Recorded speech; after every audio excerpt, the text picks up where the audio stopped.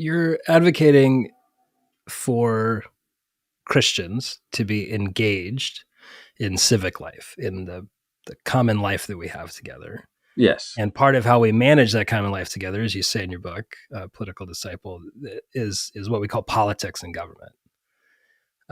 Help, maybe for those of us who have not thought too much about this, help us think through how government and politics can be a space or place in which we can practice neighbor love.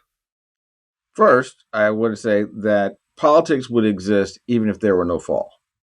And the reason I think this is important is because part of the human vocation, going back to Genesis 1, is a human vocation where we are those who have been given this responsibility for caring for the entirety of God's world. This is echoed in Psalm 8. There's this amazement in Psalm 8 that we get to do this.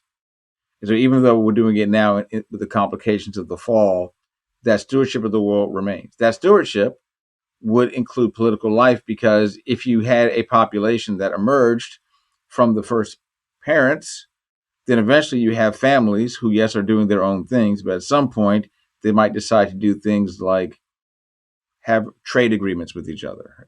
They might have things like deciding that instead of each of us taking our own way towards hunting and gathering or towards fishing, that we're going to build a road together.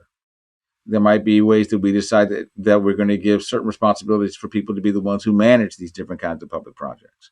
And we might be thinking about, if we care about our children in certain ways, how do we together find ways to create an environment that's great for our children? And so all of that, I think, is part of, for us, ways of being politically engaged that would happen whether or not there's a fall.